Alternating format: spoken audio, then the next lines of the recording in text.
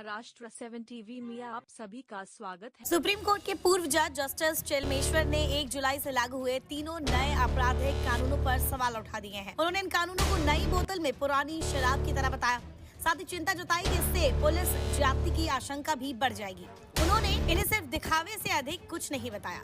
पूर्व जज जस्टिस चेलमेश्वर जून 2018 में सुप्रीम कोर्ट के दूसरे सबसे वरिष्ठ न्यायाधीश के रूप में रिटायर हुए थे।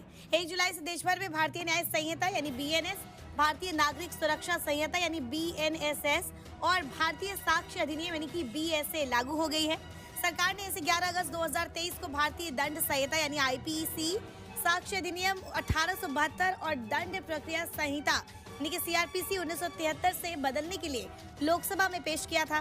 सरकार कहती है कि नए कानूनों के लागू करने का उद्देश्य प्रक्रियाओं को सरल बनाना, कानूनों को आज की स्थिति के लिए प्रासंगिक बनाना, त्वरित न्याय करना और कानून को औपनिवेशिक मानसिकता से बाहर निकालना है। इन कानूनों पर बात करते हुए पूर्व जज चेलमेश्वर ने कहा, मुद्दा ये है कि क्या नए कानून वही करेंगे जो वे घोषित कर रहे हैं।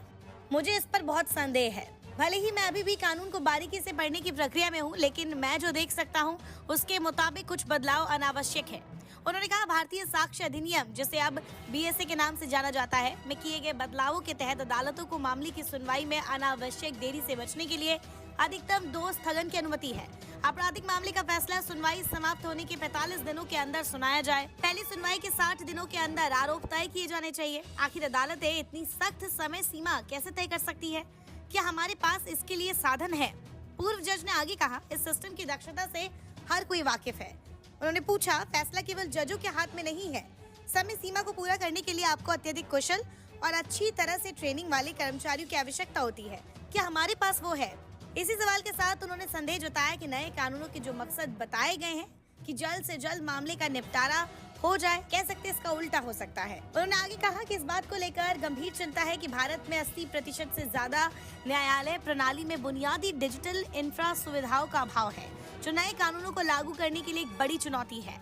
जस्टिस चेलमेश्वर के विचार में जमानत प्रावधान और भी अधिक कठोर और कष्टकारी हो जाएंगे। उन्होंने कहा, गंभीर अपराधों के लिए पुलिस हिरासत में अधिकतम हिरासत अवधि 15 दिनों से बढ़ाकर 90 दिन कर दी गई है, जो CRPC की 15 दिन की सीमा से काफी अलग है। इस बदलाव ने संभावित पुलिस ज्यादतियों के बारे में चिंताएं भी बढ़ा दी है। बता दें, आंध्र प्रदेश के कृष्णा जिले में 23 जून को जन्मे जस्टिस चेलमेश्वर सुप्रीम कोर्ट के जज रहने से पहले केरल के उच्च न्यायालय और गुवाहाटी उच्च न्यायालय के चीफ जस्टिस रह चुके हैं। इसके साथ ही उन्होंने आंध्र प्रदेश के उच्च न्यायालय के अतिरिक्त न्यायाधीश के रूप में भी काम किया है।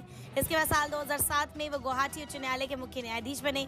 अक्टूबर 2011 में उन्हें भारत के सर्वोच्च न्यायालय के न्यायाधीश के रूप में दर्जा दिया गया। करियर में उन्होंने बहुत से ऐतिहासिक फैसले लिए, जिसमें से एक है भारतीय पुलिस को ईमेल या अन्य इलेक्ट्रॉनिक संदेशों को पोस्ट करने के आरोपी जो कि किसी घटना का कारण बन सकती है, उसको गिरफ्तार करने की पावर देना।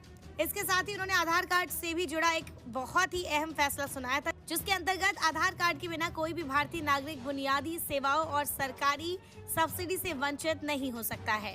12 जनवरी 2018 को जब सुप्रीम कोर्ट के 4 सबसे सीनियर जजों ने प्रेस कॉन्फ्रेंस कर तत्कालीन CJI दीपक मिश्रा पर आरोप लगाया था कि जजों में केसेस बंटवारा करने में मनमानी की जा रही है। ऐसा पहली बार देखने को मिला था कि सुप्रीम कोर्ट के 4 जज प्रेस कॉन्फ्रेंस करने बैठे हैं, इसीलिए तब काफी हंगामा भी हुआ था।